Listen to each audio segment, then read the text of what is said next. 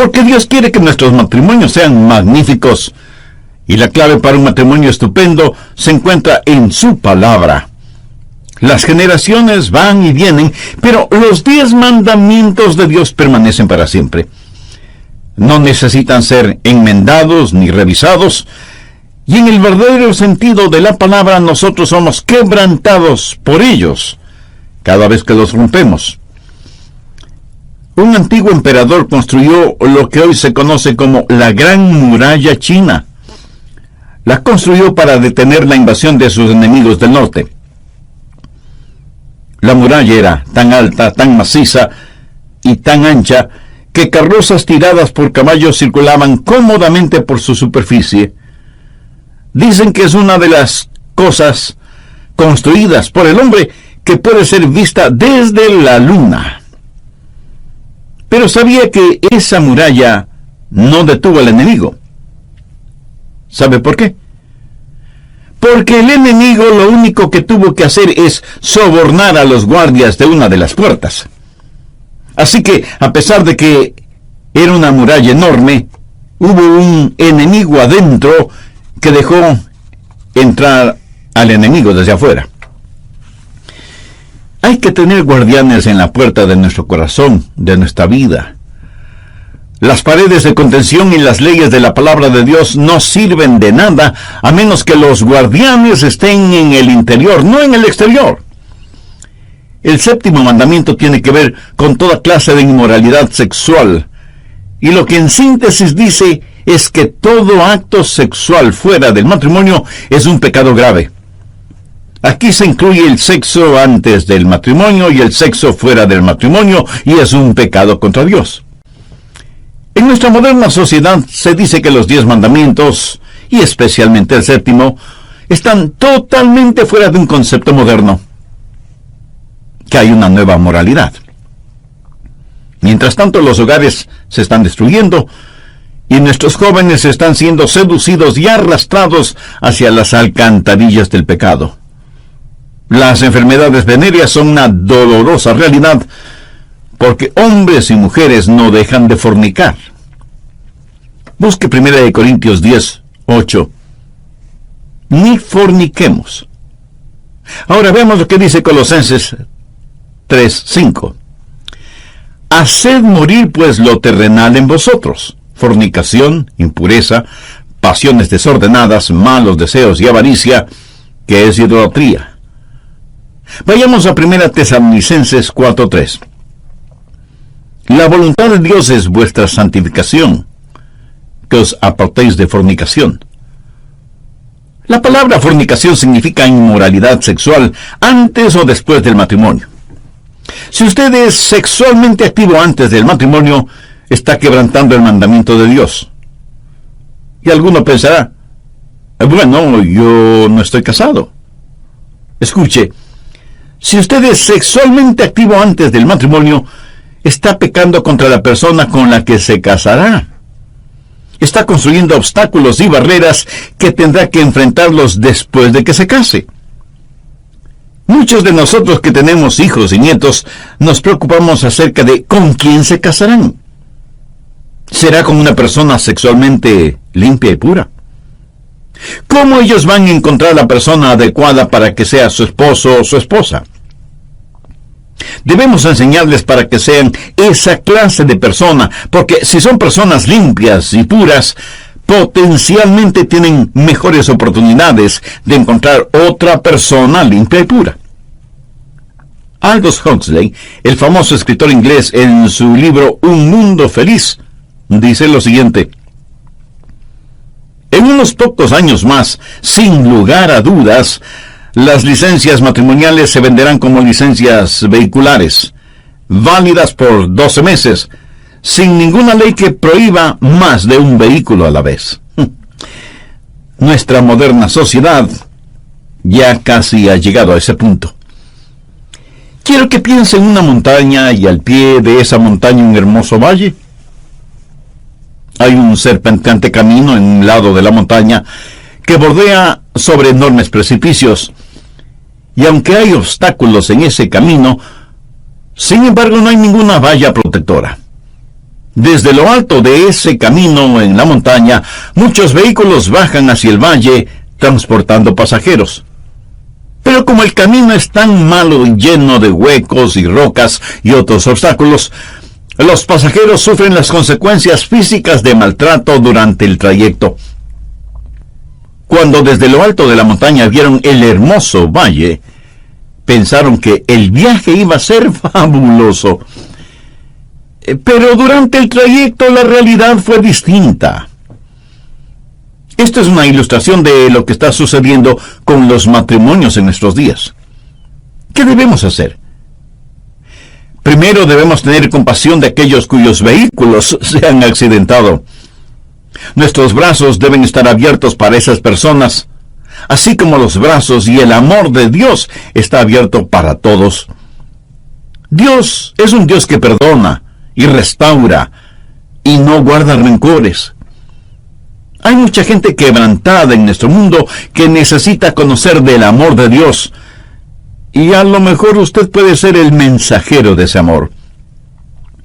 Segundo, necesitamos construir vallas protectoras, barricadas, y quitar los obstáculos que pueden causar accidentes.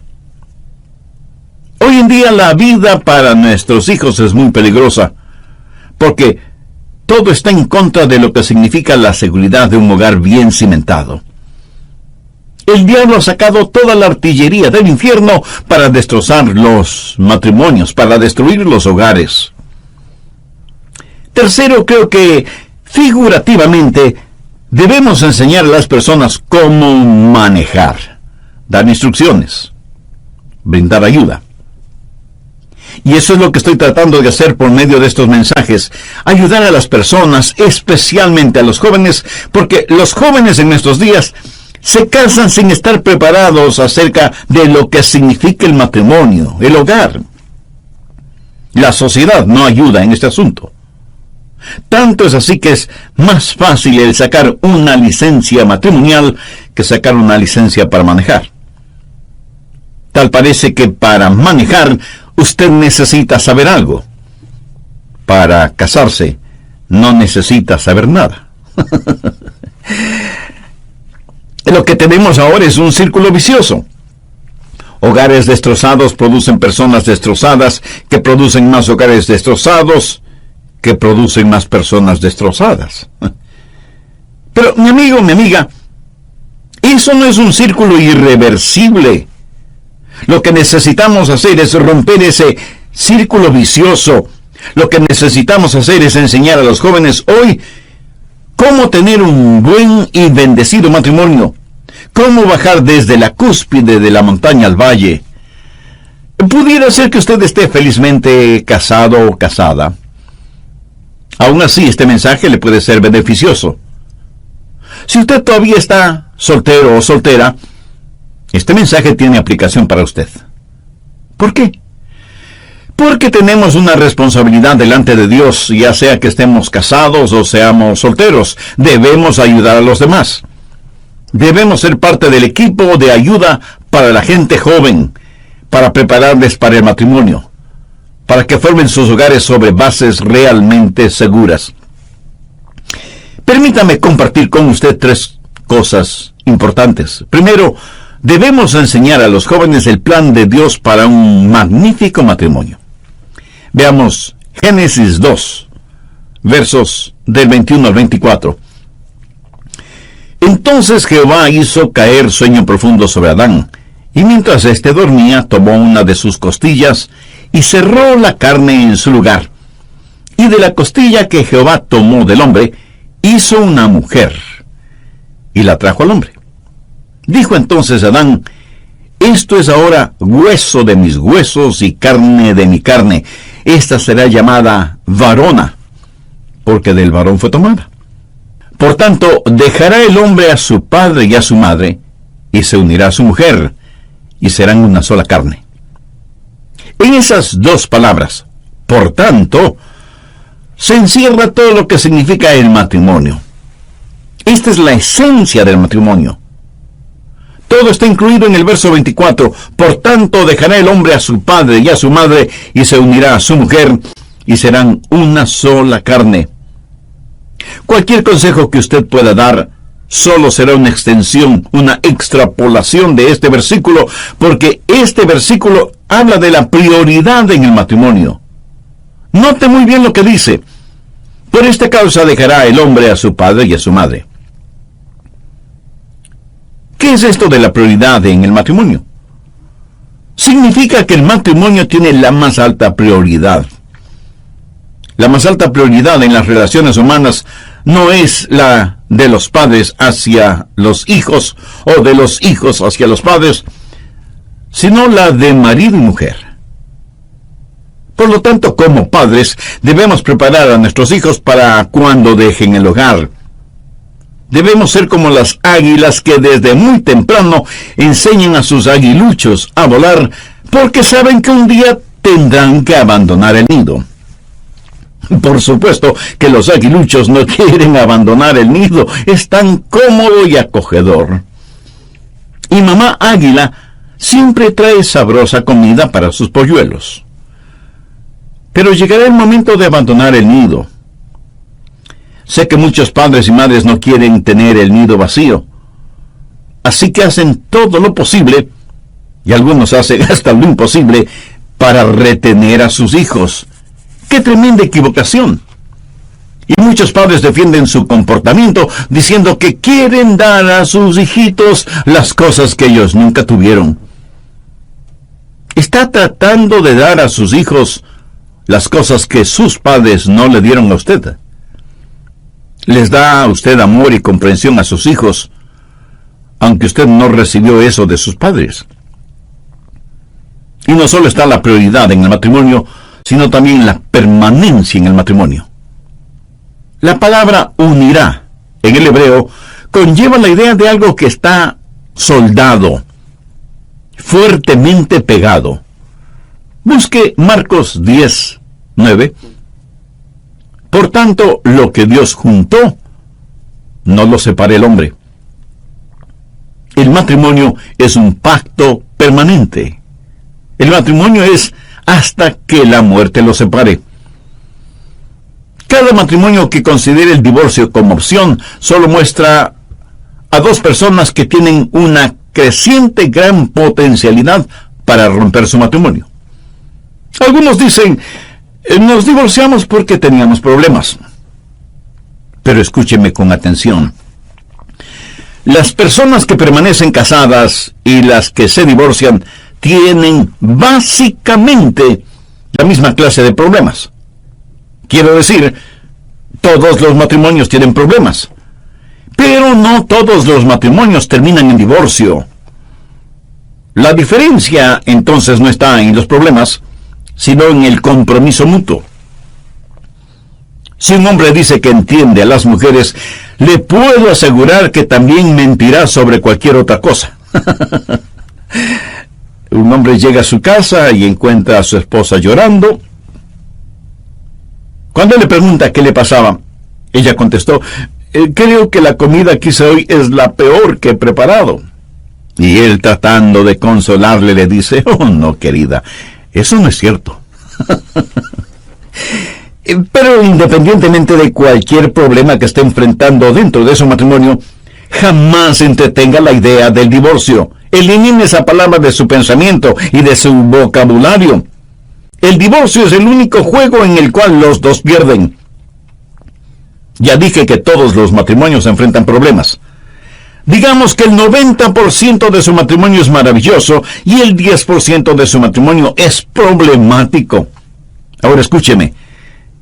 ¿Botará usted a la basura el 90% que es magnífico para librarse del 10% que es problemático?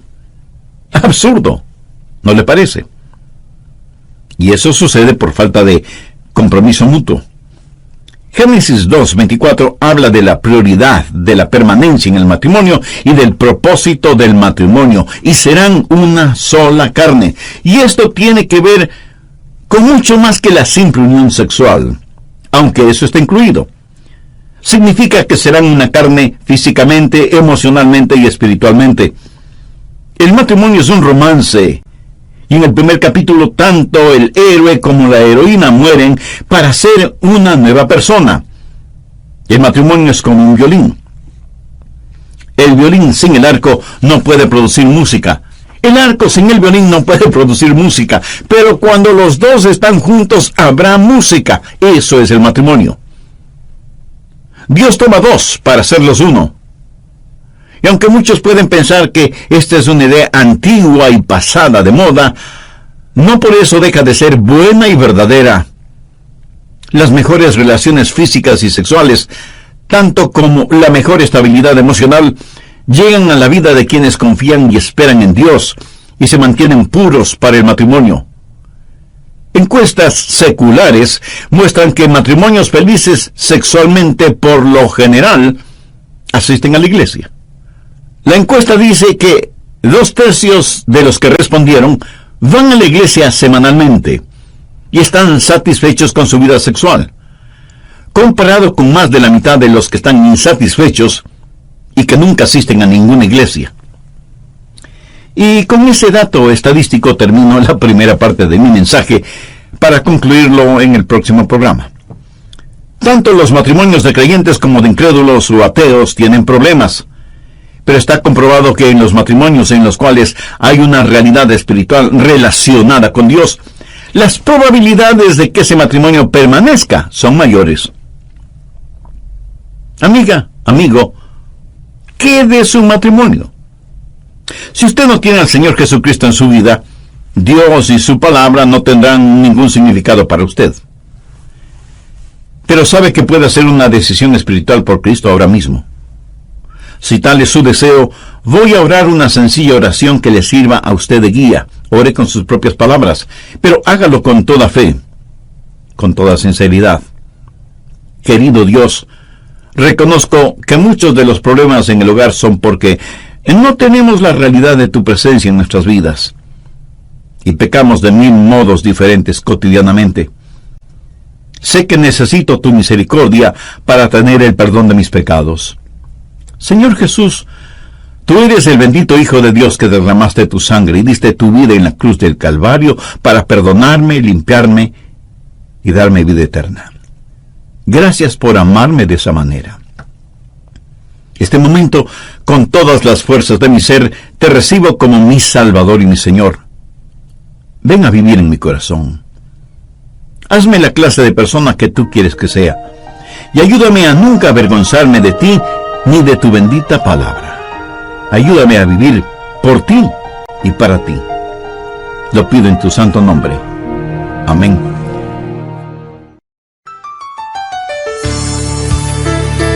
¿Sabía que no existe ningún pecado que haga más daño personal en lo físico, lo mental y lo espiritual que la inmoralidad? En Inglaterra, Lord Byron era un hombre atractivo, listo y encantador. Era un poeta Don Juan, pero murió muy joven consumido por las enfermedades venéreas. Y esto es lo que él escribió: mis días son una hoja amarillenta, la flor y el fruto de la vida se han ido, el gusano, la gangrena y el dolor es lo único que me queda. Él lo tuvo prácticamente todo, pero lo perdió todo debido a su inmoralidad. La inmoralidad es un pecado con uno mismo. Un hombre peca contra su propio cuerpo, y si es casado, peca contra su hogar. Y una de las cosas más abominables acerca del adulterio es que, al pecar contra el hogar, se peca contra la esposa y los hijos que hay en el hogar. Las vidas de inocentes criaturas son destrozadas diariamente en nuestras ciudades y naciones debido al adulterio. Gracias por acompañarnos una vez más en El Amor que Vale. Los historiadores concuerdan que la inmoralidad destruyó a Egipto, a Grecia y a Roma. En nuestras naciones, si las cosas siguen como en la actualidad, ¿podrá la inmoralidad destruirlas? No se vaya. Con usted el Dr. Adrian Rogers, en la voz del pastor Lenín de Llanón, presenta la clave para un matrimonio magnífico. En el mensaje del programa anterior estudiamos el tema La clave para un magnífico matrimonio. Y empezamos con el primero de 3 puntos muy importantes, a saber, debemos enseñar a los jóvenes, esto es a nuestros hijos o nietos, el plan de Dios para un matrimonio magnífico. Pero primero nosotros mismos debemos saber y practicar que la más alta prioridad en las relaciones humanas no es necesariamente entre padres e hijos, sino entre marido y mujer. Bien, continuemos con el programa para hoy. El matrimonio es algo más que solo la propagación de la raza. Es para el amor y el gozo mutuo.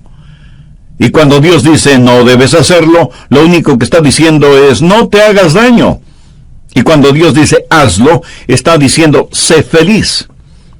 Cuando Dios dice no cometerás adulterio, no está tratando de prohibir el sexo, sino de conservarlo puro, porque es un maravilloso regalo de Él. Hebreos 13:4 dice, honroso sea en todos el matrimonio y el lecho sin mancilla, pero a los fornicarios y a los adúlteros los juzgará Dios. Entonces, ¿qué tenemos que hacer? A aquellos que están en la cúspide de la montaña, llevarlos al valle feliz, mostrándoles el plan de Dios para el hogar y para un magnífico matrimonio. Y el plan de Dios es muy sencillo: prioridad en el matrimonio, permanencia en el matrimonio y propósito del matrimonio. Segundo, debemos advertir a nuestros jóvenes. Este es un mensaje solemne y austero, porque no hay ninguna equivocación cuando Dios dice, no cometerás adulterio. Y adulterio significa volverse impuro. Y cuando usted adultera en su matrimonio, está haciendo impuro algo que Dios tiene en muy alta estima y es maravilloso. Y si alguien me pregunta, ¿por qué el adulterio es un pecado? Primero, porque es un pecado contra uno mismo. Busque 1 Corintios 6:18. Huid de la fornicación. Cualquier otro pecado que el hombre cometa está fuera del cuerpo, mas el que fornica contra su propio cuerpo peca. No hay ningún pecado que haga más daño personal en lo físico, lo mental y lo espiritual que la inmoralidad. En Inglaterra, Lord Byron era un hombre atractivo, listo y encantador. Era una especie de poeta Don Juan. Pero murió muy joven, consumido por las enfermedades venéreas. Y esto es lo que él escribió. Mis días son una hoja amarillenta. La flor y el fruto de la vida se han ido. El gusano, la gangrena y el dolor es lo único que me queda. Él lo tuvo prácticamente todo, pero lo perdió todo debido a su inmoralidad. Las vidas de inocentes criaturas son destrozadas diariamente en nuestras ciudades y naciones debido al adulterio. Alguien dijo en términos muy crudos pero reales lo siguiente: el hombre que adultera les dice a sus hijos que su esposa y madre de ellos no tiene ningún valor. Les dice que él es un mentiroso y un tramposo. Además les dice que el honor no es tan importante como el placer personal y que la propia satisfacción de él es más importante que todos ellos. Trágico, ¿verdad? El hombre que adultera peca contra su esposa, sus hijos, su hogar. Segundo, porque es un pecado contra la iglesia. Ninguno de nosotros vive y muere para uno mismo. La Biblia enseña que somos el templo de Dios. Busque 1 Corintios 3:16. ¿No sabéis que sois templos de Dios y que el Espíritu de Dios mora en vosotros? Si alguno destruyere el templo de Dios, Dios le destruirá a él, porque el templo de Dios, el cual sois vosotros, santo es. Alguno de ustedes me dirá, Pastor Rogers, mi vida sexual es asunto mío. Bueno, si usted fuera miembro de nuestra iglesia, entonces se vuelve asunto mío, así como mis asuntos también son suyos, porque estamos juntos y somos miembros del mismo cuerpo que es la iglesia. Y cuando un miembro de la iglesia vive una vida inmoral, está pecando contra el santo cuerpo de Cristo. Está, por así decirlo, prostituyendo el cuerpo de Cristo. Tercero, es un pecado contra la nación. Me pregunto por cuánto tiempo más Dios detendrá su juicio contra nosotros.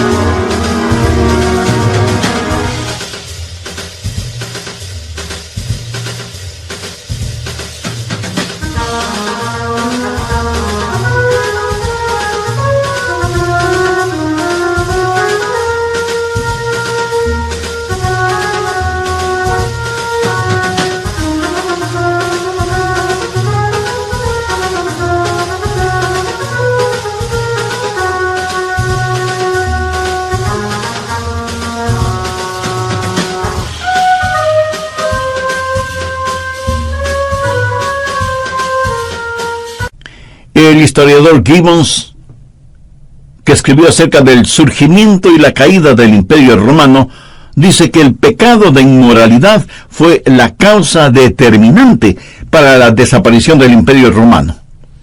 Los historiadores concuerdan que la inmoralidad destruyó a Egipto, a Grecia, a Roma. Y si las cosas siguen como en la actualidad, la inmoralidad destruirá nuestros países, grandes o pequeños, desarrollados o subdesarrollados. Pero un día, la represa de la misericordia de Dios dará paso a las aguas de la ira de Dios. Proverbios 14:34 dice: la justicia engrandece a la nación, mas el pecado es afrenta a las naciones. Y en Deuteronomio 22:22 leemos: si fuere sorprendido alguno acostado con una mujer casada con marido, ambos morirán. El hombre que se acostó con la mujer y la mujer también. Así quitarás el mal de Israel. Nosotros ya no vivimos bajo una teocracia. Pero durante la teocracia, cuando Dios era el rey, Él dijo que había que eliminar la maldad de sobre la tierra para que los pueblos pudieran sobrevivir. El enemigo del hogar es el enemigo de la sociedad. Y los que tratan el asunto sexual a la ligera, también tratarán a las personas a la ligera. Y por eso las sociedades sucumben. Cuarto, es un pecado contra Dios. Es Dios mismo quien dijo: no cometerás adulterio. Cuando el rey David adulteró, fue lo suficientemente sabio para orar y decir: contra ti solo he pecado y he hecho lo malo delante de tus ojos. Y Proverbios 6:32 dice: mas el que comete adulterio es falto de entendimiento. Corrompe su alma el que tal hace. ¿Por qué corrompe su alma? Porque peca contra Dios Todopoderoso. Estas son leyes santas. Los 10 mandamientos no son solo consejos o sugerencias. No cree que una vida pura es una opción que usted tiene como cristiano. Si usted no está viviendo una vida de pureza sexual, no tiene ningún derecho a llamarse cristiano. Veamos 1 Corintios 6:9. ¿No sabéis que los injustos no heredarán el reino de Dios? No erréis. Ni los fornicarios, ni los idólatras, ni los adúlteros, ni los afeminados, ni los que se echan con varones. Veamos ahora Efesios 5:5. Porque sabéis esto, que ningún fornicario o inmundo o avaro que es idólatra tiene herencia en el reino de Cristo y de Dios. Y Apocalipsis 21:8 dice: pero los cobardes e incrédulos, los abominables y homicidas, los fornicarios y hechiceros, los idólatras y todos los mentirosos tendrán su parte en el lago que arde con fuego y azufre, que es la muerte segunda. No importa cuánto usted lo adorne o lo embellezca, Dios dice que el pecado es pecado, y es en contra de Él, porque Él es un Dios santo.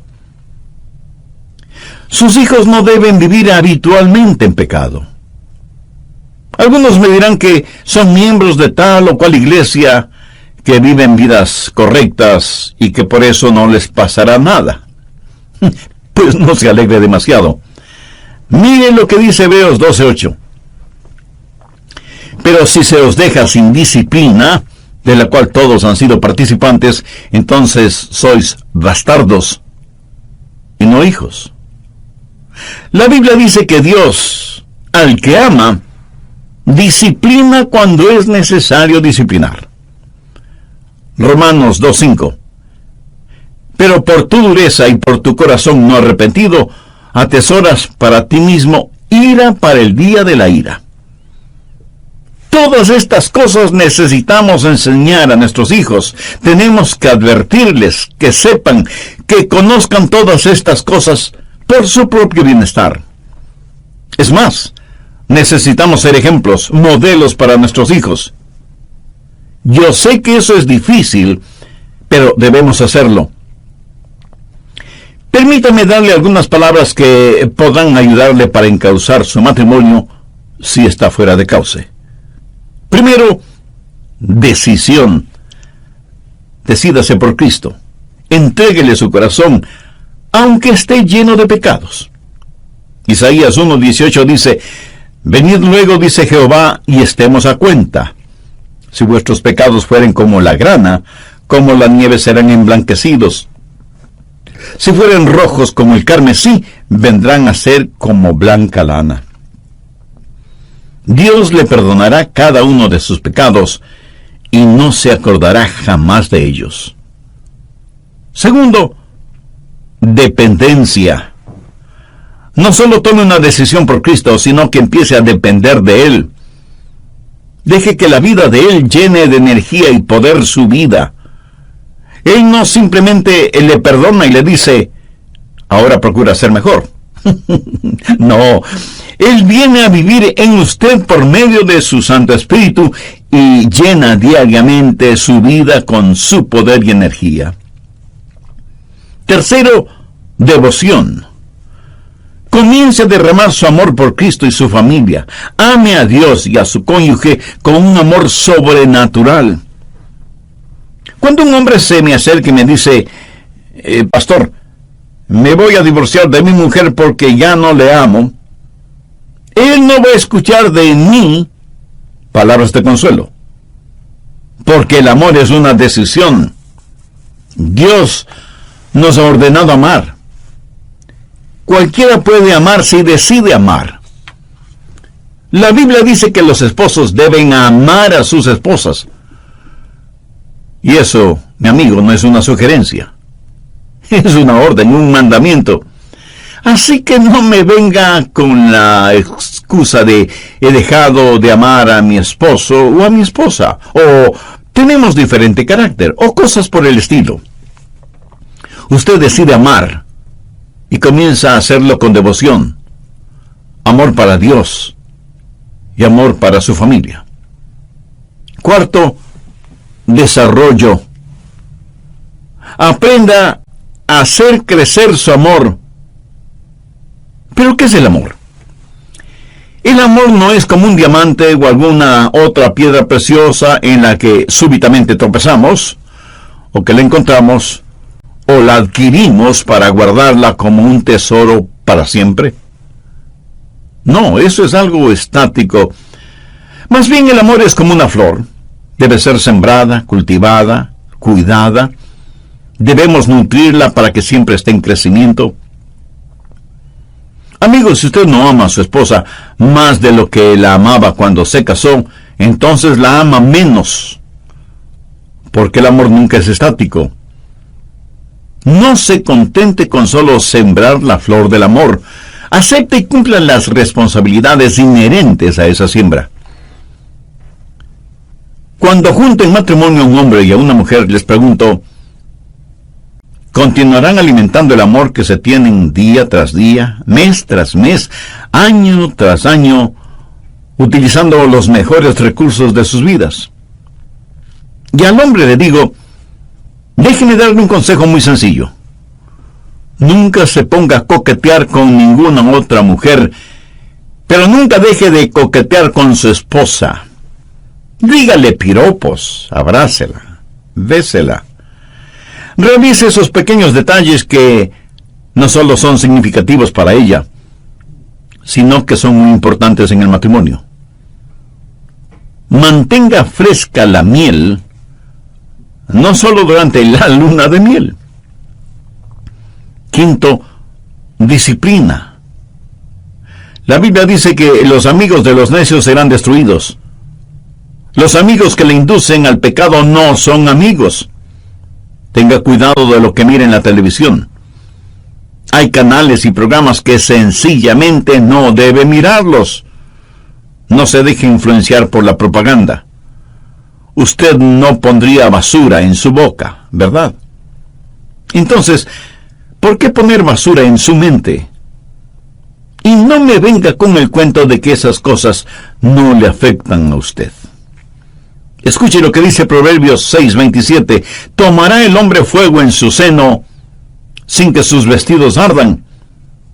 Tenga cuidado con lo que sus ojos miran. Sexto, determinación. Quiero decir, determine en su mente la clase de vida y conducta que quiere vivir. Cuando viajo a otra ciudad o a otro país, yo no tengo que estar luchando con el pensamiento de si le voy a ser fiel a mi esposa, o si porque estoy solo en la habitación de un hotel voy a mirar programas que son basura sexual, o voy a comprar revistas pornográficas. No tengo esa lucha. ¿Por qué? Porque es una decisión que he tomado. Y lo digo sin arrogancia. En mi corazón me he propuesto, he decidido seguir a Cristo y confiar absolutamente en Él. Amigas y amigos, hay que hacer una gran decisión. Y cuando usted hace una gran decisión, eso le ayudará a tomar decisiones más pequeñas. Determine en su corazón el hacer siempre lo correcto delante de Dios, para que usted, su cónyuge y sus hijos vivan y sirvan honestamente a Dios. Antes de terminar, quiero que recuerde lo siguiente. Primero, el plan de Dios es la pureza en el matrimonio. Segundo, si ha pecado, Dios le perdonará. Si usted se arrepiente de su pecado, Dios le dará otra oportunidad. Debemos ser personas como Dios, para perdonarnos los unos a los otros. Recuerda a la mujer sorprendida en adulterio. Jesús le preguntó, ¿dónde están los que te acusan y condenan? Yo no te acuso ni te condeno. Vete y no peques más. Si usted tiene un corazón quebrantado o un hogar destrozado, venga a Jesús. Él puede darle un corazón nuevo y un hogar restaurado. El primer milagro de Jesús fue durante unas bodas, cuando transformó el agua en excelente vino. Permítame decirle que Dios todavía obra milagros. Y cuando de eso se trata, cada matrimonio magnífico es un verdadero milagro, porque es la unión de un hombre y una mujer bajo la normativa y la bendición de Dios. Anhelo que Dios selle este mensaje en nuestros corazones y que muchos oyentes busquen a Cristo, para que Él sea no solo el Salvador de sus vidas, sino también el protector de sus hogares. Recuerde que nuestra responsabilidad es enseñar a nuestros hijos, advertirles, darles el ejemplo. Si usted no tiene una relación personal con Dios por medio del Señor Jesucristo, pero quisiera tenerla, puede tomar esa decisión espiritual ahora mismo. Yo le voy a guiar en una corta oración, que usted la puede repetir usando sus propias palabras. Lo importante es que ore con sinceridad y fe. Querido Dios, tú sabes que no tengo la costumbre de conversar contigo, Pero quiero agradecerte por haberme dado la oportunidad de escuchar el mensaje de tu palabra. Sé que soy pecador y tengo la culpa de que mi matrimonio no sea lo que debe ser. Por eso quiero pedir el regalo de tu misericordia.